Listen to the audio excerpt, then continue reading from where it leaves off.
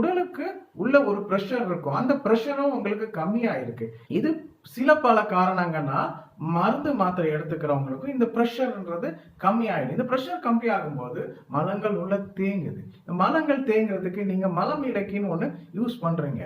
இது டெம்பரரியா யூஸ் பண்ணாதான் நல்லா இருக்கும். நாலாவதுக்கு நாளுக்கு மேல நீங்க அதை யூஸ் பண்ணா இந்த குடல் தன் வேலையை செய்யாது. இந்த குடல் வேலை செய்யாம இருக்கும்போது திருப்பி நீங்க மேலும் மேலா இந்த மருந்து மாத்திரை சூரணம் என்னென்னமோ இருக்கு அதெல்லாம் சாப்பிட்டீங்கன்னா இந்த குடல் சிறுக்க ஆரம்பிச்சிடாதா?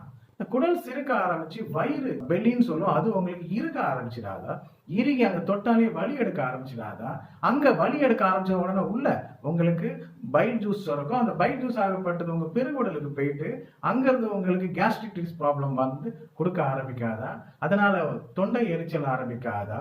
இதே போல பல பல காரணங்கள் சொல்லிட்டே போனா, இந்த சைடு தொட்டா வலிக்கும், சிக்மாய் கோலாண்ட தொட்டா வலிக்கும், எனக்கு அப்பண்டிஸ் சைடு தொட்டா வலிக்கும், எனக்கு இங்க குடல் வலியா இருக்குது, இங்க குடல் வந்து புழுத்து போயிட்டு வயிறு பெருநோய் வந்துடுச்சு. அதாவது லிவர் தன் நிலையை மறக்குது, தன் வேலையை செய்ய லிவருக்கு எனர்ஜி இல்லாதனால. இதே போல பல பல கண்டிஷன் உங்கள் குடல் சம்பந்தப்பட்ட பிரச்சனைகளை கண்டிப்பா இந்த மலம் இலக்கியால வரும். அப்பனா நீங்க இந்த மலம் இலக்கிய தேவைப்படும் போதுதான் எடுக்கணும். அது மொத்தமா எடுத்தீங்கன்னா அதனால பின்விளைவுகள் நிறைய இருக்கு, அதை புரிஞ்சுக்கணும். இந்த பின்விளைவுகளாகப்பட்டது உங்க ரத்த சோகையா வரும், உங்க வீக்னஸ் ஆயிடும், உங்களை அனிமிக் ஆக்கிடும். அப்புறமா உங்க நரம்பு சம்பந்தப்பட்ட பிரச்சனைகள் உங்க ரத்த நாளங்கள்லயும் சரி, உங்க லிம்பாட்டிக் வெசல்ஸ்லயும் சரி எல்லாமே தேங்க ஆரம்பிச்சு அது சின்ன சின்ன சிஸ்டா ஃபார்மேஷன் ஆகி டியூமரா ஃபார்மேஷன் ஆகி பின்னாடி நாட்களில் பெரிய பெரிய பிரச்சனைகளை கொண்டு வந்து கீமோ எடுக்கிற ஸ்டேஜுக்கு கூட உங்களை போய் விட்டுடும். அப்பனா நம்ம இன்னைக்கு வாழ்க்கை நம்ம ஃபாஸ்டா வாழணும், நமக்கு இமீடியட் ரெமெடி வேணும்னு நீங்க எடுக்கிற இந்த சின்ன சின்ன தவறுகள்